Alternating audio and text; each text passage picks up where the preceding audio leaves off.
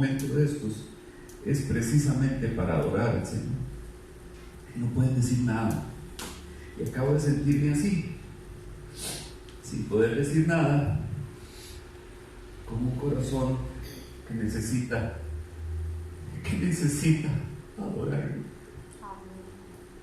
que necesita gritar que Él es mi vida, que no puedo dar un paso si no es con Él, que no quiero vivir si no es tomado de su mano y en su presencia.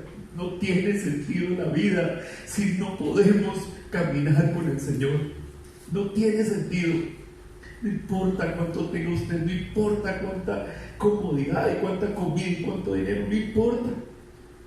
¿De qué vale que un hombre pueda adquirir todas las riquezas del mundo si pierde su alma?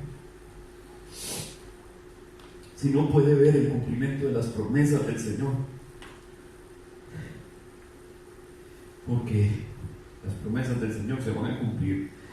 Le guste que le guste, no le guste que no le guste, eso va a ser así. Consíganme un vasito con agua, por favor. Hemos estado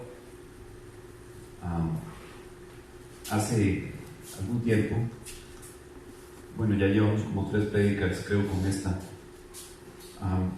hablando sobre, ponerlo para acá para que no estorbe mucho ahí la cámara y demás, y para que me puedan ver. No soy tan lindo. Hemos estado como unas 3 semanas ya hablando acerca de algo que Jesús hizo con sus discípulos en un momento determinado. Estaba predicándole a la multitud, sus discípulos estaban escuchando y él empezó a decirle a la gente: el reino de los cielos es parecido a, o es semejante a. Entonces, con esto lo que Jesús realmente quería hacer era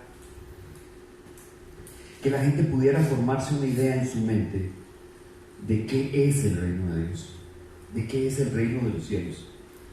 Los que han estado siguiendo las prédicas que hemos presentado las últimas 2 semanas se han dado cuenta de que el reino de los cielos tiene una representación en la tierra. Nosotros somos la representación del reino de los cielos, somos la embajada del reino de los cielos aquí, y somos los embajadores, porque así lo dice la palabra, que nosotros somos embajadores en sustitución por Cristo. Entonces, el reino de los cielos está depositado, la responsabilidad, el trabajo, la misión del reino de los cielos está depositada en la iglesia. Y no solamente está depositada en la iglesia para predicar, y no solamente está depositada en la iglesia para que la gente se convierta, no, está depositada en la iglesia para ser solidarios, está depositada en la iglesia para mostrar el amor de Cristo, para reflejarlo. Vivimos en un mundo horrible, vivimos en un mundo ingrato, en una sociedad espantosa. O sea, el que diga lo contrario probablemente está metido dentro de esa sociedad y lo está disfrutando. Yo no lo estoy disfrutando, créame que no lo disfruto. En realidad, lo que está pasando con este mundo es desagradable. Y los que tenemos una conexión con el Señor, los que conocemos a Cristo, cada vez que este mundo cochino hace todas esas estupideces y hace todas esas barbaridades en contra de la palabra, en contra de la naturaleza, en contra de lo que Dios mismo estableció, los que le amamos, los que le seguimos, tenemos que sentir asco. Si usted no siente asco, revísese. Si a usted no le da asco lo que está pasando en este mundo, revísese. Porque si nosotros estamos realmente en sintonía con el reino, tenemos que incomodarnos por esto. Eso es como cuando pasa a la par suya un camión de basura. Huele feo, ¿verdad? Y trata de taparse en la nariz y todo. ¿Quiénes son los que no sienten asco? Los que trabajan en el camión de la basura. O sea, están acostumbrados. Están tan acostumbrados a vivir metidos dentro de la basura que ya la basura no les incomoda, o sea, ya no les huele feo. ¿Ok?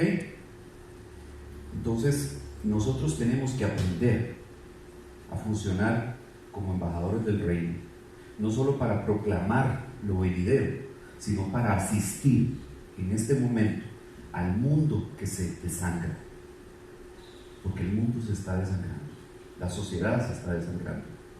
Y la gente necesita auxilio, necesita un abrazo, necesita solidaridad, necesita ayuda, necesita un montón de cosas que nosotros hemos recibido y que lo que se espera de nosotros es que podamos compartir. Esta es la parábola de la semilla de mostaza. Eso que ustedes ven ahí, voy a bajar esto un poquito para que puedan ver. El viento nos está levantando esto. Vean, ese árbol que usted ve ahí, ese es un árbol de mostaza. Ve los antílopes abajo. Los antílopes son animales como este vuelo. Y vea cómo se ven en perspectiva con respecto al árbol. Cuando nosotros hablamos de mostaza aquí en Costa Rica, nos imaginamos aquella cosa verde que parece como lechuga. Eso es mostaza solo aquí. ¿Ok? Solo en Costa Rica eso es mostaza. En otras partes del mundo le llamarán de otra forma, pero mostaza es eso.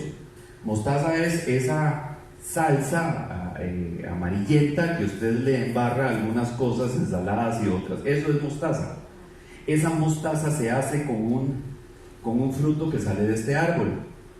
¿Okay? Ese fruto trae unas semillitas, eso se muele, es una especia, con un sabor muy fuerte, y eso es lo que logra ese sabor que nosotros reconocemos en la mostaza. ¿Ok? Bien. A ver si me acuerdo cómo era esto. ¿Estaba apagado? Sí. Ok. Muy importante. Tengo que conectar esto aquí. Ok, vamos a seguir.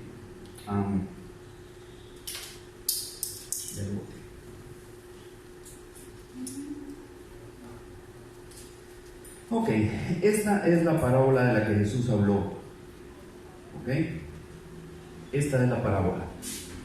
Está en Mateo capítulo 13, los versículos 31 y 32. Esta es la de la mostaza, la de la semilla de mostaza. Dice: les refirió otra parábola diciendo: el reino de los cielos es semejante a un grano de mostaza que un hombre tomó y sembró en su campo, y que de todas las semillas es la más pequeña, pero cuando ha crecido es la mayor de las hortalizas y se hace árbol, de modo que las aves del cielo vienen y anidan en sus ramas. ¿Ve? No es la mostaza que nosotros conocemos, estamos hablando de otra cosa.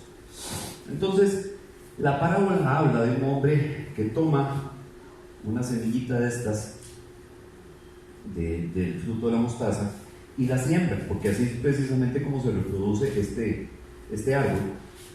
Dice que la siembra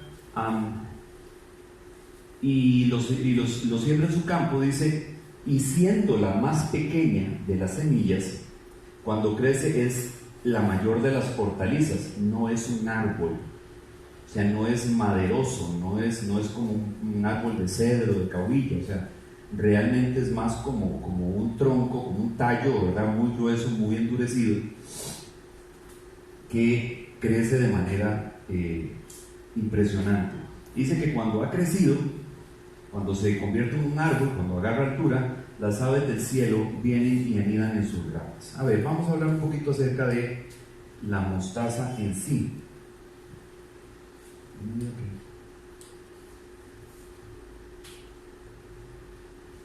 Okay.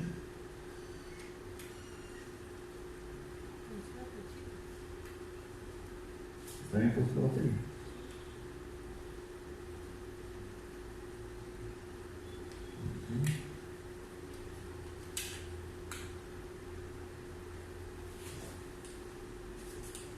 Bueno, vamos a funcionar el control. No funciona.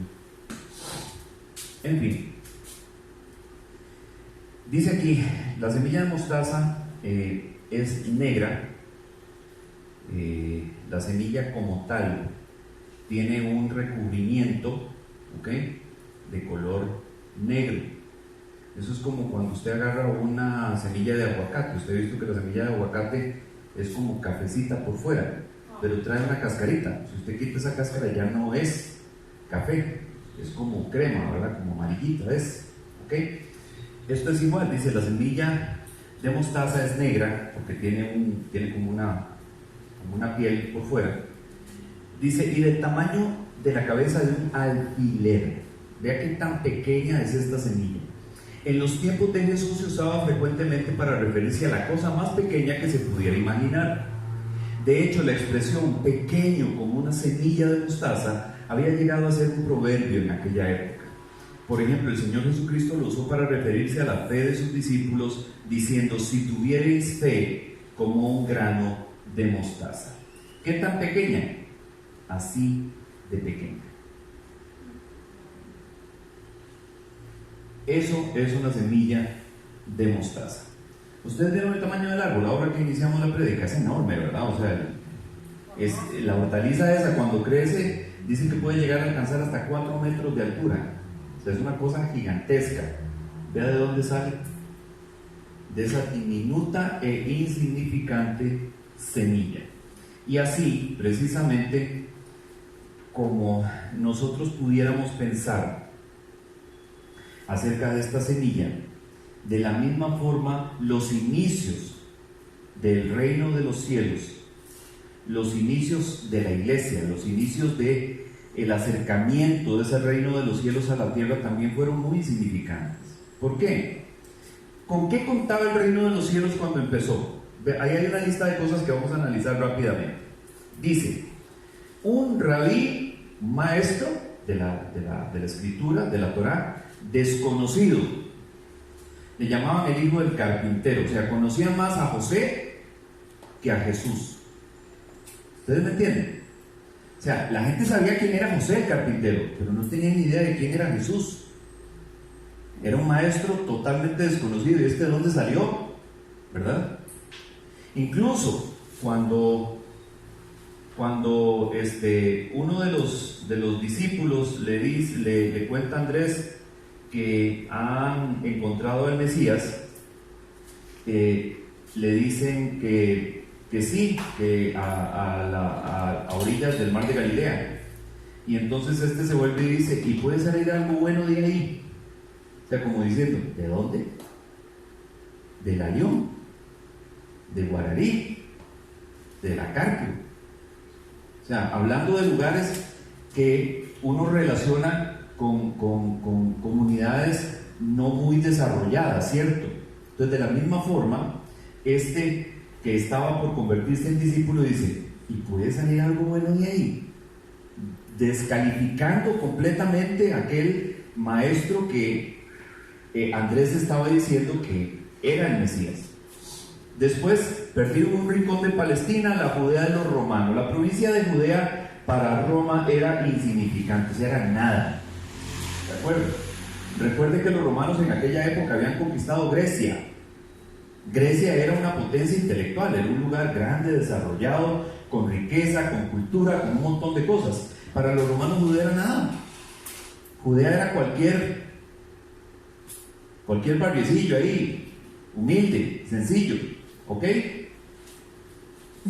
Seguido por un pequeño grupo de 12 discípulos sin currículum ministerial. ¿Cuál de ellos tenía una gran trayectoria espiritual, religioso, ministerial? Ninguno. Después se suma al grupo de apóstoles, al grupo de discípulos, uno que sí tenía un currículum impresionante, el apóstol Pablo, ¿ok? Saulo de Tarso, miembro del Sanedrín, fariseo de fariseos, criado a los pies de Gamaliel. O sea, ese hombre sí tenía un currículum impresionante, envidiable, pero de los 12 originales, ninguno. O sea, el que estaba como mejor ubicado, digamos, en la esfera, en el estrato social, era Mateo, que era el recaudador de impuestos. Mejor ubicado a nivel de poder y de plata, porque los recaudadores de impuestos eran gente despreciable, nadie los quería, porque explotaban a los judíos para darle plata a los romanos. Entonces, hasta aquí vamos mal. Nada de los componentes iniciales, originales de el reino de los cielos como tal en la tierra pintaba bien. Multitudes que le seguían y terminaron abandonándolo. ¿Se acuerdan? Cuando dijo, ustedes tienen que comer de mi carne y beber de mi sangre, y los que le seguían, el grupo grande de discípulos, la multitud, dijo, este hombre se volvió loco, ya está hablando de canibalismo y un montón de cosas más, y se fueron. Y entonces él se vuelve a donde los discípulos y les dice: ¿ustedes que no se quieren ir también? Y es cuando Pedro le responde: Señor, ¿y a dónde iremos? Solo tú tienes dichos de vida eterna. ¿A dónde nos vamos? Se lo dije ahora al principio: yo no quiero vivir sin él. No es vida eso. ¿A dónde? ¿A dónde nos vamos a ir? Al mundo. ¿A comer basura? ¿A que no nos moleste el olor a la basura otra vez? No, gracias. Sin el reconocimiento de los líderes religiosos, porque ninguno de los fariseos ni de los escribas de aquella época realmente los respetaba, los reconocía, ninguno.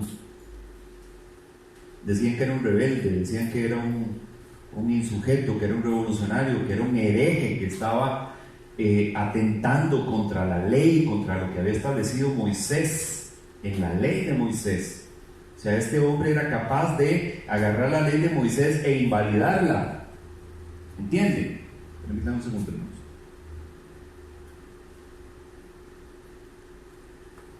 Entonces, tampoco por ese lado, y no tenía ninguna influencia política, porque no tenía nexos con Roma, que era lo que realmente ahí importaba. Cuando va donde Poncio Pilatos, ¿verdad? O sea, Poncio Pilatos está tratando de hacer una conexión con él, porque siente que aquel hombre es un hombre inocente y parece que le cae bien, ¿entiendes? O sea, nosotros vemos a Pilato como conectándose con Jesús o tratando de conectarse con Jesús, y Jesús no tiene ningún interés en eso. Inclusive Pilato en algún momento saca pecho y le dice: ¿no entiendes que yo tengo el poder para liberarte o para condenarte? Y Jesús le dice: sí, pero no tendrías ese poder si mi Padre que está en los cielos no te lo hubiera dado. Entonces él tampoco tenía conexión, ni interés, ni influencia política. Entonces, analizando todos estos factores, este inicio, esta incipiente semilla del reino, que era con lo que había que empezar, no prometía mucho. ¿O sí? Parecía que no iba a llegar muy largo. Inclusive, muchos de sus opositores en aquel tiempo no le daban crédito. Incluso uno de los fariseos, creo que fue, no me acuerdo si José de Arimateo o el mismo Nicodemo, que les dijo: déjenlo, no vaya a ser que nosotros estemos peleando contra el cielo.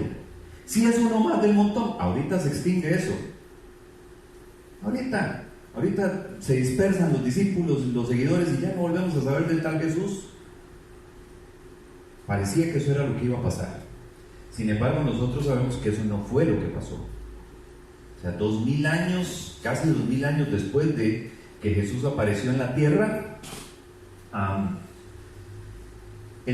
la tercera parte de la población del mundo, de los 7.000 millones, 7.500 millones de habitantes que tiene el planeta, la tercera parte, o sea, 2.500 millones de personas son o dicen ser cristianos.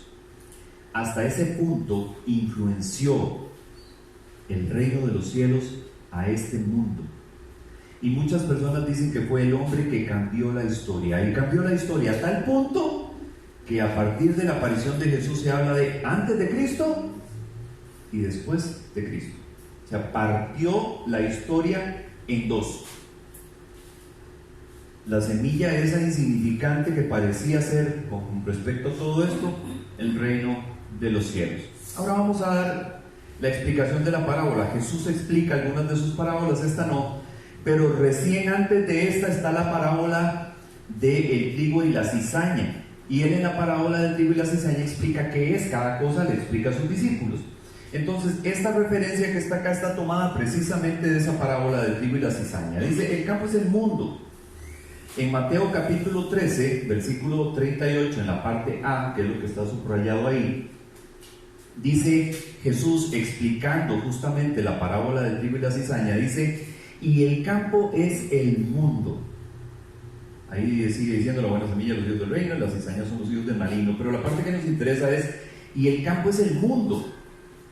O sea, el campo es el mundo, la sociedad, toda la sociedad completa. Cuando Jesús habla de la parábola del sembrador, dice que la semilla va cayendo en diferentes terrenos. ¿Recuerdan? ¿Por qué? Porque la semilla se lanzó a todo lugar. No todos los terrenos donde la semilla cayó eran terrenos buenos, eran tierra buena para que la semilla creciera. Algunas tierras de esas donde cayó la semilla tenían adversidades que no iban a permitir que creciera. Pero se lanzó a todas partes. ¿Por qué? Porque el campo es todo. ¿Ok? Ahora, la semilla que se sembró es el evangelio de salvación sembrado en los hijos del reino. Ahora en la parte B de ese mismo pasaje de Mateo 13:38 dice: y la buena semilla son los hijos del reino. ¿Ok? ¿Por qué? Porque el evangelio de salvación, la buena noticia que predicó primeramente Juan el Bautista y después el mismo Jesús: arrepiéntanse porque el reino de los cielos se ha acercado. ¿Ok? Él daba inicio, abría la puerta para que la gente viera que había a partir de ahí un cambio significativo, o sea que las cosas iban a ser diferentes a partir de ahí, porque el reino que residía, que hasta ese momento estaba en los cielos, y la comunicación que se tenía con ese reino de los cielos era a través de ciertas manifestaciones milagrosas, sobrenaturales, y mediante oraciones y respuestas y actos milagrosos. Ahora tenía un representante aquí con nosotros, y no era cualquier representante, era el rey del reino de los cielos. Entonces el reino de los cielos en pleno, o sea, su rey estaba aquí con nosotros. Y esa es la buena noticia, el evangelio que se empezó a predicar, y que el que creyera y fuere bautizado sería salvo. Y muchos de los que escucharon esta buena noticia, este evangelio del reino, lo convirtieron en una forma de vida. No solo lo creyeron, sino que empezaron a vivir conforme a esa verdad que Cristo había anunciado. Y empezaron a vivir conforme al modelo de ese Cristo con el que ellos habían compartido. Entonces se convirtieron en un reflejo de lo que Cristo había hecho. Un reflejo de amor, de autoridad, de paciencia, de perdón, de todas esas cosas que Jesús les enseñó durante 3 años y medio mientras estuvo acá con nosotros. ¿Ok? Ahora, habla aquí en la parábola esta original, habla de las aves del cielo, ¿verdad? Dice: y las aves del cielo anidan en sus ramas. Ok, las aves del cielo son aquellos que necesitan refugiarse de las inclemencias del mundo de Satanás y recibir protección, esa protección que solo la verdad puede dar. Cuando usted ve, digamos, que está lloviendo de manera intensa, copiosamente, ¿qué hacen los pájaros? ¿Se quedan debajo del baldazo? ¿En dónde buscan refugio? En los árboles.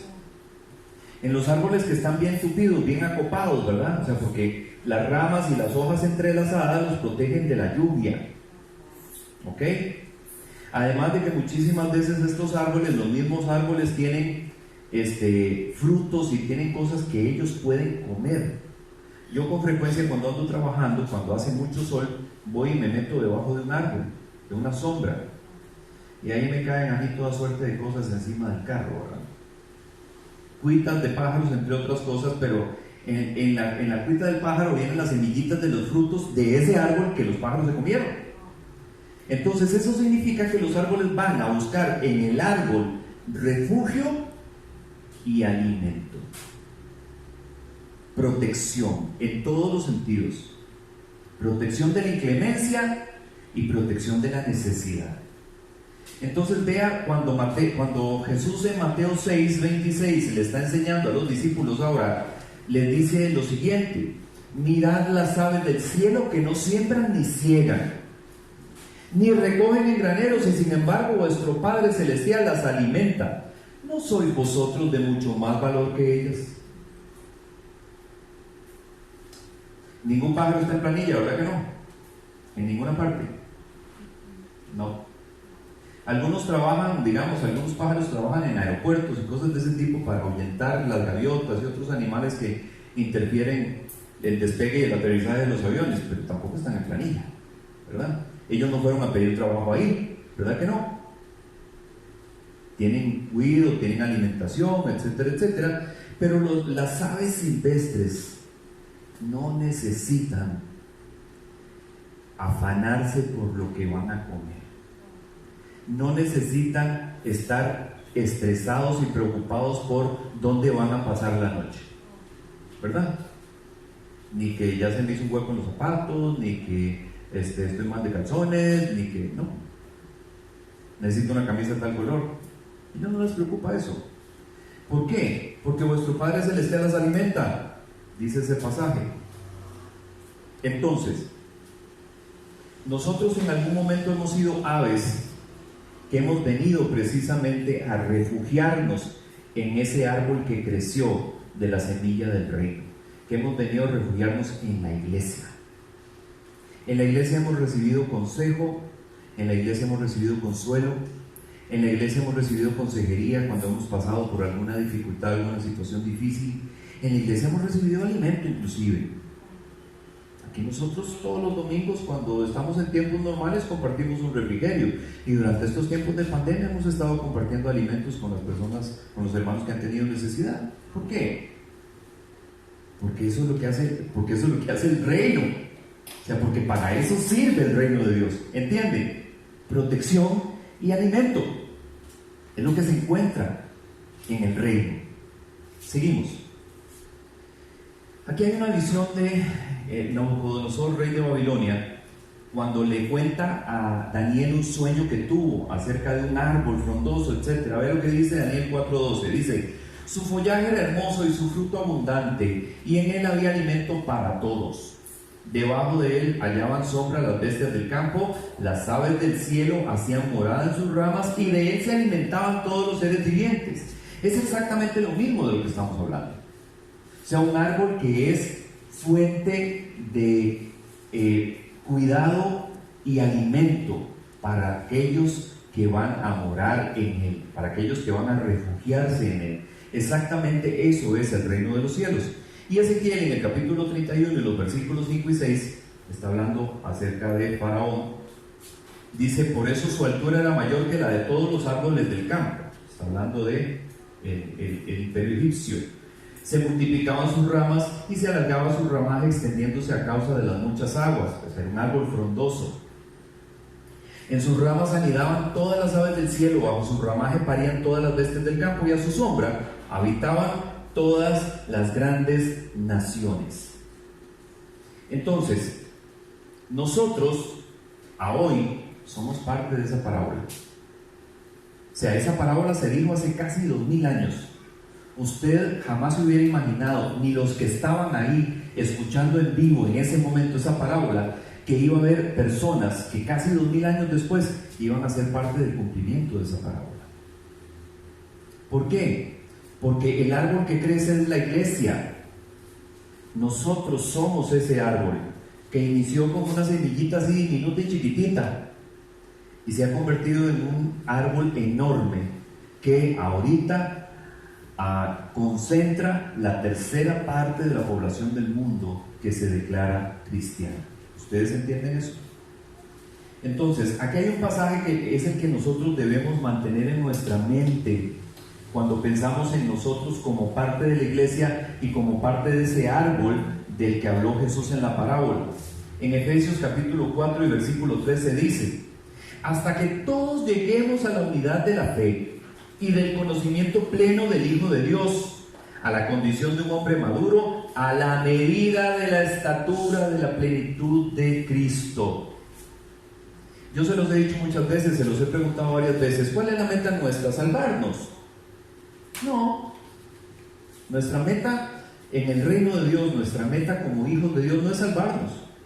La salvación la tenemos asegurada. ¿Por qué? Porque Él lo prometió. Entonces nosotros sabemos que si nosotros seguimos pegados a la vid verdadera, ¿ok? Nosotros vamos a llevar fruto y la salvación está garantizada. Nosotros, el Espíritu Santo es nuestra garantía de nuestra salvación. ¿De acuerdo? Eso lo hemos leído en la palabra. Entonces la meta nuestra como cristianos no es salvarnos. La meta nuestra como cristianos es la última parte de este pasaje. Dice, hasta que todos lleguemos a la unidad de la fe, que todos tengamos la misma lealtad, la misma fidelidad a Dios, sin dudar por un momento absolutamente de nada de todo lo que Dios ha prometido. ¿Ok? Dice, y del conocimiento pleno del Hijo de Dios, y conocer a fondo a Jesús, tener una relación significativa, cercana, íntima con Él, para realmente conocer quién es el Rey del reino, quién es el Hijo de Dios, quién es aquel que mandaron a vivir entre nosotros para enseñarnos qué, para que aprendiéramos qué. Dice, a la condición de un hombre maduro, que ya no anda jugando, que ya no anda tonteando y haciendo estupideces. ¿Ok? A la medida de la estatura de la plenitud de Cristo, porque esa es la verdadera meta del cristiano, del Hijo de Dios, es alcanzar la madurez espiritual y la estatura del varón perfecto, que es Cristo Jesús. Entonces nuestro crecimiento no se detiene nunca, nuestro crecimiento no para nunca. Nosotros hoy estamos leyendo la Biblia y encontramos algo que hemos leído 5,000 veces y ese día, es raro, yo nunca había visto esto aquí. Y usted ha leído ese pasaje un montón de veces, sí, pero eso que acaba de ver, eso que el Espíritu le acaba de iluminar, usted no lo había visto nunca. ¿Por qué? Porque está creciendo, porque está aumentando su estatura, porque está llegando a la plenitud, o sea, porque está subiendo hasta la meta, que es la plenitud de la estatura del varón perfecto, que es Cristo Jesús, hermanos. Entonces, si usted ve esto aquí, nosotros somos esa semillita de mostaza, ¿correcto? Que el Hijo del Hombre plantó. ¿Dónde? Aquí. Porque muchas semillas cayeron en diferentes lugares. Esta semilla que ha hecho brotar esta iglesia en particular fue lanzada aquí. Entonces ahorita somos esa semillita chiquitita del tamaño de la cabeza de un alfiler. ¿Usted cree que nos vamos a quedar así? No. ¿Por qué? Porque hay mucho trabajo. Y todo el trabajo que nosotros tenemos que hacer en este campo donde no sembraron, no lo podemos hacer con los que estamos aquí. Podemos empezar con los que estamos aquí. Y de hecho lo hemos hecho. Hemos trabajado con lo que tenemos a la mano, con lo que nosotros hemos hecho desde que arrancamos, desde que esta iglesia fue plantada. Sí, pero el trabajo grande no se puede hacer solo entre nosotros, tiene que venir más gente, tiene que crecer. Y los que ya estamos aquí tenemos que crecer nosotros espiritualmente, madurar, conocer a Cristo y adquirir estatura, porque es la única forma en que vamos a poder ser sólidos, lo suficientemente sólidos para poder sostener el crecimiento que viene para esta comunidad a través de su iglesia. Así que no se desanime, porque somos solo estos. En algún momento vamos a mirar para atrás y vamos a ver las fotos de cuando empezábamos y se nos va a dibujar una sonrisa de esas nostálgica que va a decir: ay, ustedes se acuerdan cuando empezábamos, y se acuerdan cuando estábamos allá en el taller de Walter, y se acuerdan que éramos como 20 personas nada más. Cuando tengamos una iglesia muy numerosa. Amén. Bien, hermanos, vamos a proceder a celebrar la cena del Señor.